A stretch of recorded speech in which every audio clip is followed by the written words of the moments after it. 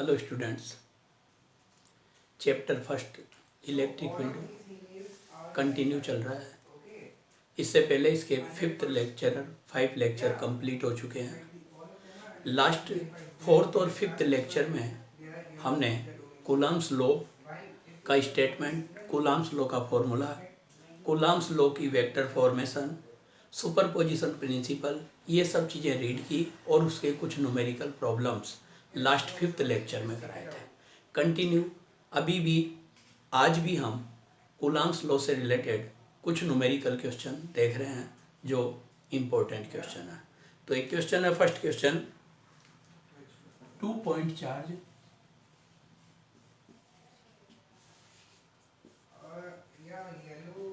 9e and 4e are at r distance from each other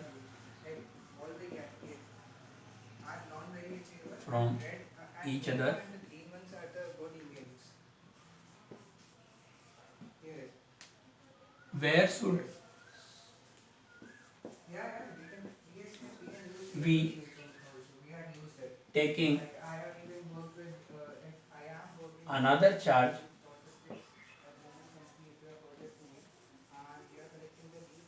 q so that it is in equilibrium condition. Equilibrium condition. दो charge है 9e और 4e r distance पर रखे हुए हैं और r distance पर इनको रखने के बाद हमें थर्ड चार्ज q की पोजीशन फाइंड करनी है कि ये सिस्टम या यूँ कह दीजिए कि वो चार्ज इक्विलिब्रियम कंडीशन में रहे। अब इक्विलिब्रियम कंडीशन में कब रहेगा? जब उस पर लगने वाले टोटल फोर्स का वेक्टर सम क्या हो, 0 हो, या उस पर अगर मान लो अपोजिट डायरेक्शन में दो फोर्स लग रहे हैं तो उन दोनों फोर्स का मैग्नीट्यूड क्या होना चाहिए, इक्वल होना चाहिए। तो सॉल्यूशन देखिए आप इसमें, ये 9e, ये 4e, there are r distance between them. Suppose we taking point charge q at x distance from 9e. Starting we assume or imagine that the q charge is taking at x distance from 9e, then the distance from 4e charge will be r minus x. Now at q, force due to 9e vector f1 will be in this direction and force due to 4e vector f2 will be in this direction. For equilibrium,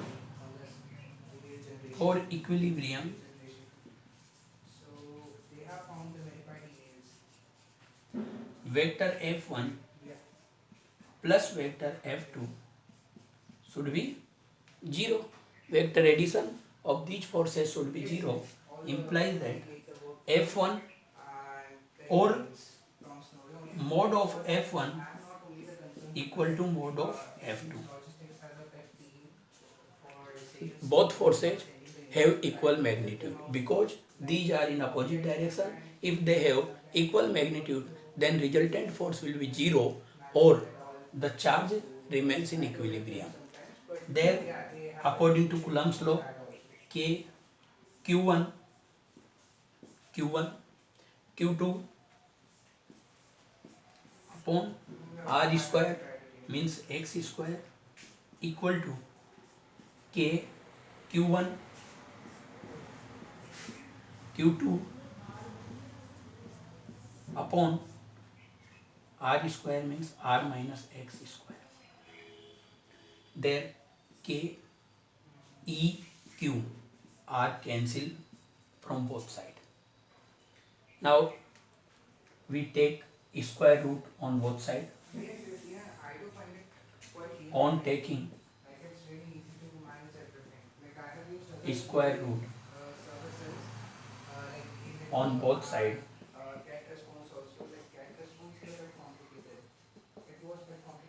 square root on both side, 9 का जो square root होगा 3 होगा, x square का x, 4 का 2 और r minus x square का r minus x.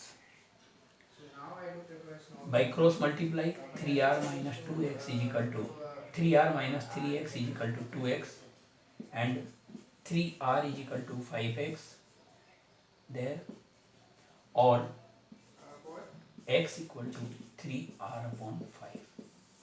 So that is our answer. The charge taking should be at 3r upon 5 meter distance or 3r upon 5 distance from 9e charge. If question discuss for 4e charge, अगर वो आपसे 4e charge के लिए distance पूछता है तो r minus 3r upon 5 that will be 2r upon 5. r minus 3 upon 5 solve करने पर 2r अपॉन 5. तो there is answer for Q charge the distance should be from 9e is 3r upon 5 and from 4e is 2r upon 5.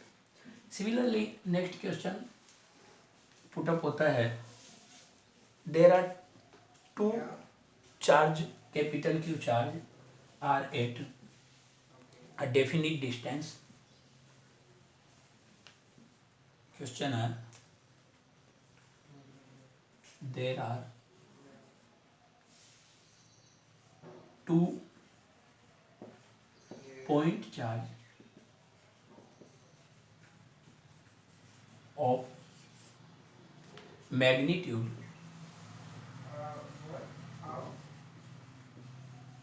capital Q are at a definite distance. Definite distance. Another charge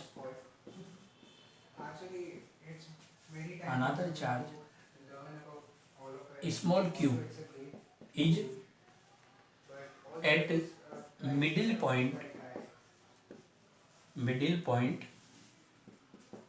of them.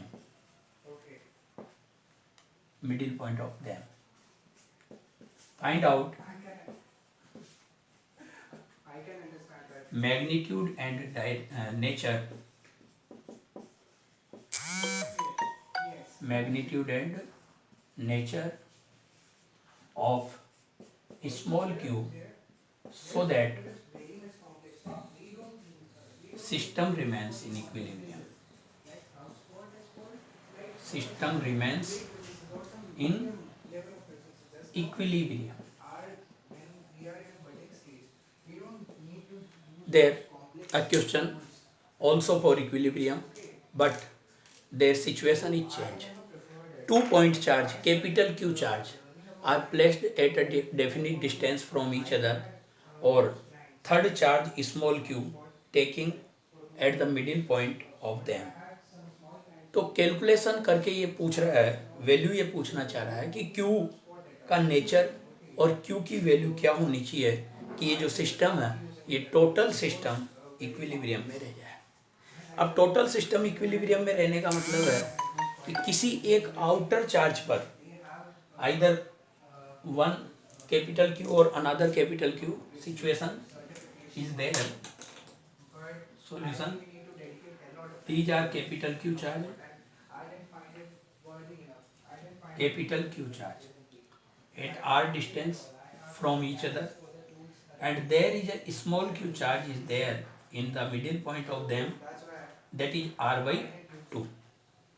If we want to calculate the equilibrium position of system, then it is necessary the total resultant force at one capital Q charge either on it or on it, या तो इस capital Q पर या इस capital Q पर total charge का जो सम है, एडिशन है, वो क्या होना चाहिए, 0 होना चाहिए. तो हम यहाँ पर यही बात लेकर चलते हैं for equilibrium of system. equilibrium of system, total force at capital Q charge should be 0. So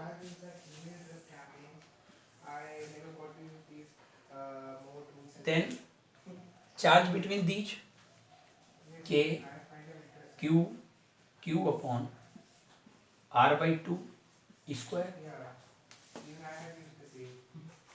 and there between these plus K Q upon R square equals to 0. Due to this Q, the force between them KQQ upon R by 2 square, KQ1 Q2 upon R square, and due to this Q, KQQ upon R square. On solving, 4KQ upon R square is equal to minus KQQ upon R square. KQ cancel to each other, R square also cancel to each other, then small q is equal to minus q by 4. So there will be answer, the magnitude of q,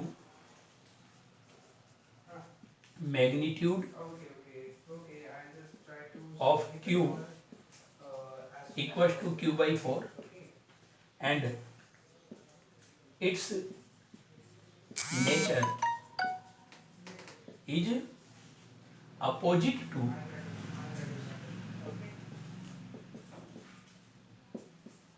nature of capital Q. Means अगर capital Q minus में है तो small q plus में होगा, और यदि capital Q plus में है तो स्मॉल q माइनस में होगा, जो कैलकुलेशन आप देख रहे हैं। तो ये इस तरीके से भी ये क्वेश्चन आ जाता है। अगर टोटल सिस्टम का इक्विलिब्रियम पूछता है तो आपको किसी एक आउटर चार्ज पर इलेक्ट्रिक फोर्स 0 के इक्वल करना पड़ेगा, और यदि ये पूछता है कि हमने एक क्यू चार्ज मिडिल में रखा और इस क्यू चार्ज की इक्विलिब्रियम के लिए कंडीशन बताओ, तो इस चार्ज पर दोनों अदर चार्ज के कारण फोर्स की वैल्यू 0 होनी चाहिए। क्लियर? तो ये दो तरह के क्वेश्चन आपको मैंने यहाँ पर क्लियर किया। ऐसे ही एक नेक्स्ट क्वेश्चन आता है, 4 इक्वल चार्ज किसी भी मैग्नीट्यूड के हो सकते हैं, 2 माइक्रोफेरेड भी 2 माइक्रोकुलाम भी हो सकते हैं, 4 माइक्रोकुलाम भी हो सकते हैं, अनदर कुछ भी वैल्यू हो सकती है। तो 4 equal charges each of 5 microcoulomb are located at Y axis. Question है, 4 equal charges each of 5 microcoulomb are located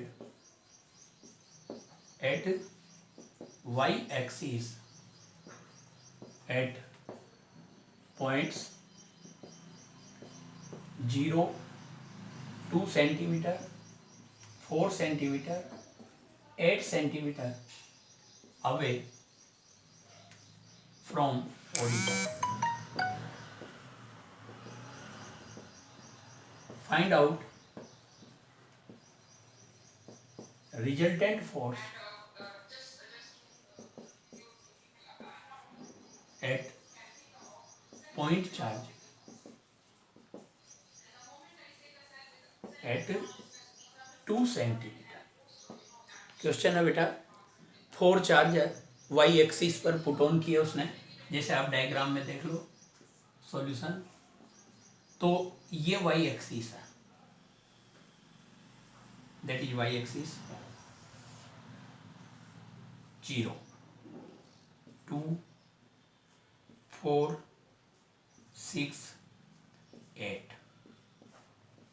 We taking point. At each point there, at 0, at 2, at 4, at 8, there are 4 charges of equal magnitude Q, Q, Q. Question जो put up हो रहा है वो ये हो रहा है कि 2 सेंटीमीटर पर जो ये चार्ज रखा है इस पर रिजल्टेंट फोर्स क्या होगा। तो आप एक चीज देखिए यहाँ पर कि इस चार्ज पर जो 2 सेंटीमीटर है इस पर एक तो ये, इनको हम पॉइंट्स नाम दे देते हैं ओ ए बी सी डी इस तरीके से। तो इसको हम अगर नोमेनक्लेचर करते हैं इन पॉइंट्स को तो यूं ले सकते हैं, देखो ओ ए बी और ये सी। तो ये 2 सेंटीमीटर पर, ये 2 4 6 8 ईच पॉइंट पर क्यू चार्ज प्रेजेंट है यहाँ।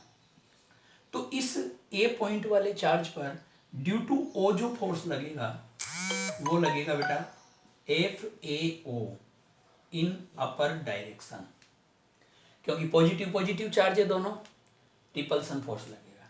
यहाँ पर जो बी के कारण फोर्स लगेगा वो बी के कारण फोर्स लगेगा in this direction F A B, और due to C also in this direction F A C. 3 forces act at this charge. Now resultant force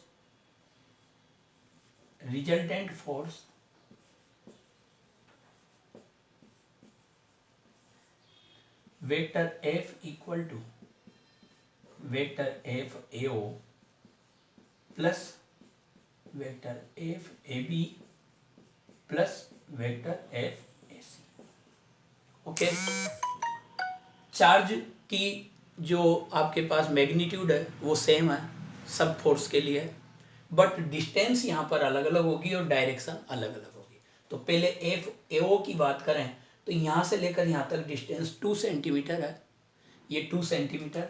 तो आपके पास ये आ जाएगा, देखो वेक्टर एफ इक्वल टू के क्यू क्यू अपॉन 2 सेंटीमीटर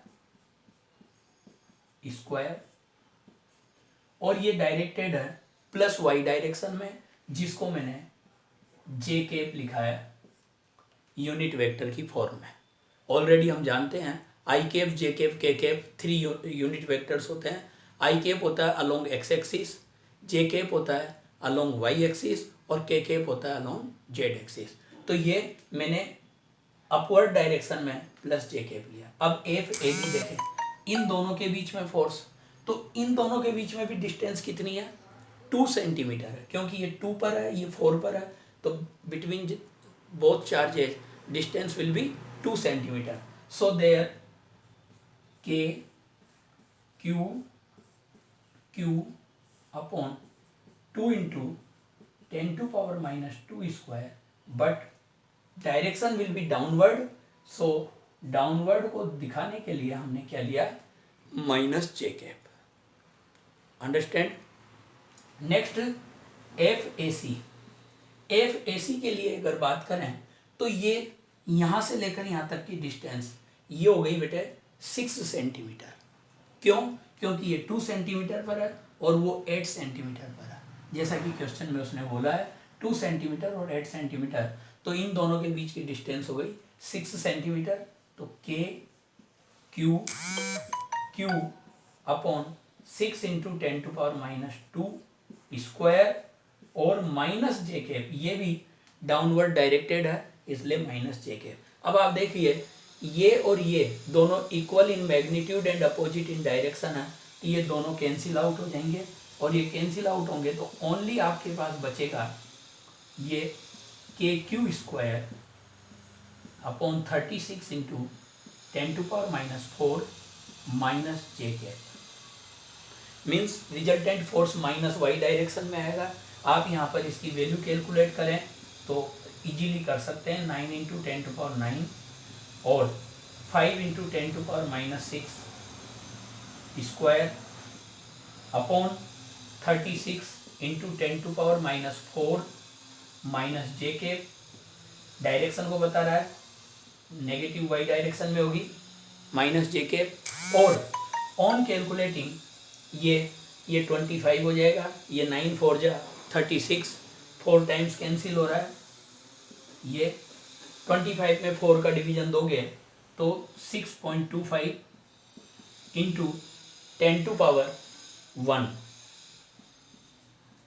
और minus जे के means 62.5 minus जे के न्यूटन।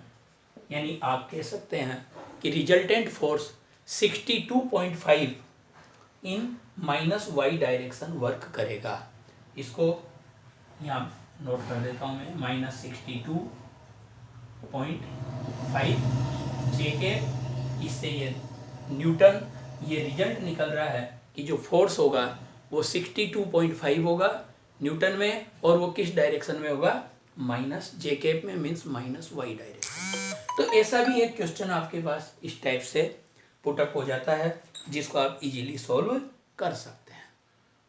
ओके, नेक्स्ट क्वेश्चन हमारे पास आता है, जैसे एक क्वेश्चन हम और लेते हैं इसमें। इस टाइप के एक्स एक्सिस पर भी आ सकता था यही क्वेश्चन। अगर एक्स एक्सिस पर आता तो हम प्लस एक्स डायरेक्शन को प्लस आई कैप नोट कर देते और माइनस एक्स डायरेक्शन को माइनस आई कैप नोट कर देते। एक क्वेश्चन है, 2 small balls, 2 small balls each of 200 gram, each of 200 gram are hung from a point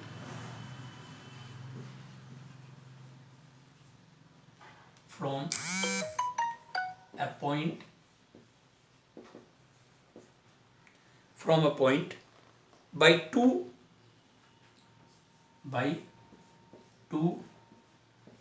insulator threads,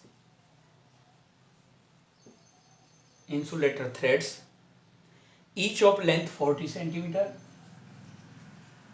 each of length 40 centimeter.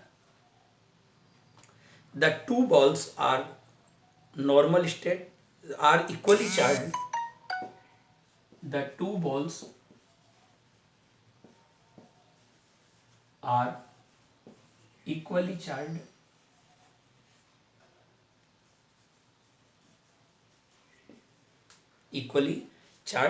and are at a distance 4 centimeter and are at a distance 4 centimeter in normal state.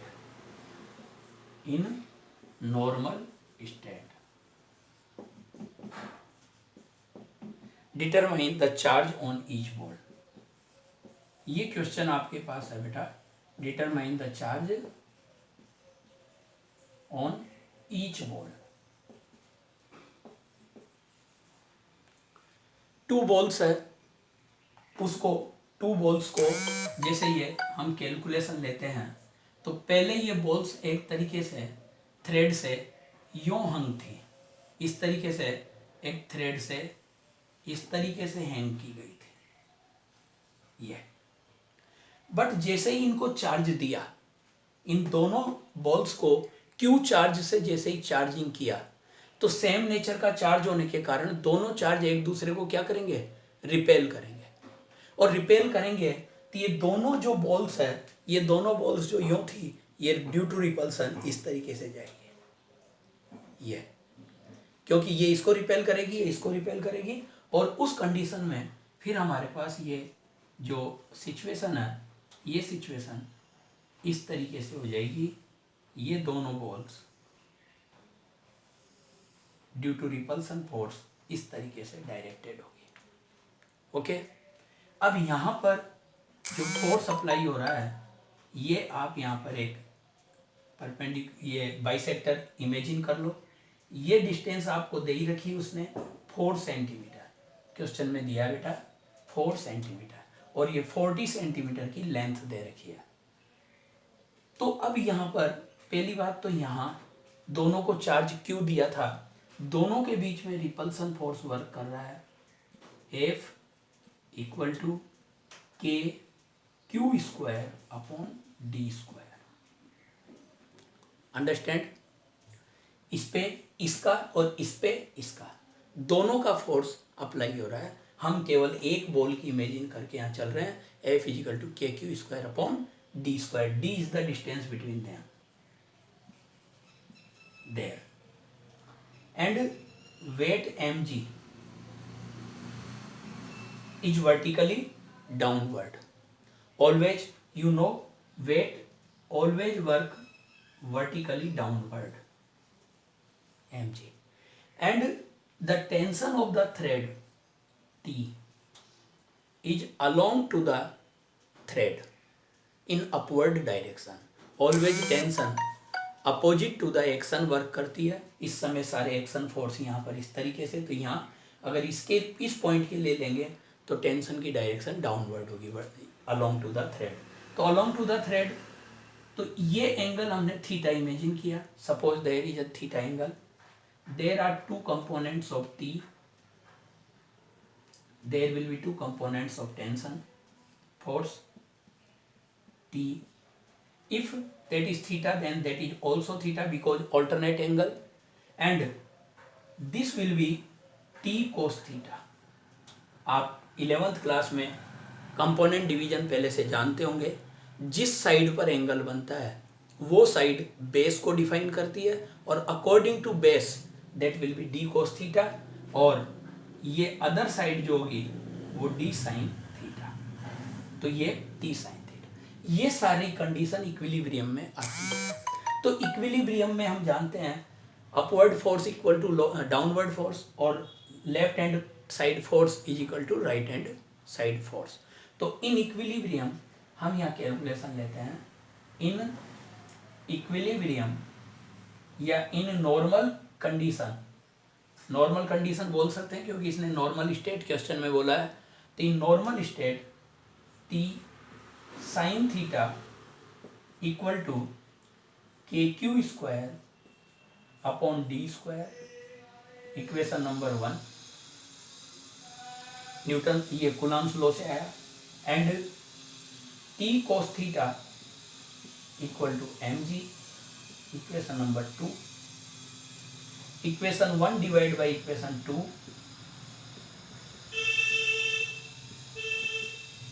Equation 1 divide by equation 2, t cancel out and sin theta upon cos theta will be tan theta, and there will be kq square upon mg d square. Okay, now tan theta equal to होता है perpendicular upon base. But यहाँ पर theta जब small angle होता है तो एक बात यहाँ आती है कि when theta is small angle then sine theta near equal to theta and tan theta near equal to theta. जब थीटा बहुत स्मॉल एंगल होता है तो साइन थीटा और टेन थीटा दोनों ही थीटा के नियर इक्वल टू होते हैं। तो जब ये दोनों ही थीटा के नियर इक्वल टू है तो हम स्मॉल एंगल के लिए टेन थीटा को क्या यूज कर सकते हैं, साइन थीटा। वापस रिपीट कर लेना, थीटा स्मॉल एंगल होता है तो साइन थीटा थीटा के नियर इक्वल टू होता है, टेन थीटा भी थीटा के नियर इक्वल टू होता है। जब ये दोनों ही थीटा के नियर इक्वल टू है तो we can write there sine theta equal to tan theta, इसलिए मैं यहाँ पर टेन थीटा की जगह साइन थीटा यूज कर रहा हूँ। तो जब साइन थीटा यूज करूँगा, साइन थीटा इक्वल टू के Q square upon mg D square, तो इम्प्लाइज दैट। अब साइन थीटा की वैल्यू आप आसानी से लिख सकते हो यहाँ पर, ये d/2 अपॉन एल आपको 40 सेंटीमीटर दे रखी, मैं यहाँ डिनोट कर देता हूँ इसको, और ये 2 सेंटीमीटर हो गई बेटा ये, क्योंकि टोटल 4 सेंटीमीटर थी, और ये थीटा एंगल यहाँ पर भी क्योंकि मैंने बाइसेक्टर की बात की थी, तो ये साइन थीटा की जगह आप लिख दोगे 2/40 perpendicular upon hypotenuse is equal to 9 into 10⁹ into Q square upon M 200 gram है, 0.2, 200 ग्राम को किलोग्राम में लिखा। जी की वैल्यू 10 और डी 4 सेंटीमीटर, 4 इंटू 10⁻² स्क्वायर। इसको हम सोल्व करेंगे। आप देख लीजिए, ओनली क्यू अननोन क्वांटिटी है। जब इसको टोटल सोल्व किया जाता है तो हमारे पास क्यू की वैल्यू आती है, क्यू इज इक्वल टू आता है बेटा ऑन सोल्विंग 0.8 इंटू 10⁻⁷ कूलाम और 0.08 माइक्रो कूलाम। तो इस तरीके से आपके पास ये कैलकुलेशन हो जाएगी, बाई क्रॉस मल्टीप्लाई करके सोल्व कर लेंगे। तो ये आप इसके कूलाम्स लॉ के न्यूमेरिकल प्रॉब्लम सोल्व कर सकते हैं। मैंने काफ़ी एग्जांपल्स आपको बताए। नेक्स्ट लेक्चर में हम टॉपिक लेंगे इलेक्ट्रिक फील्ड। थैंक्स।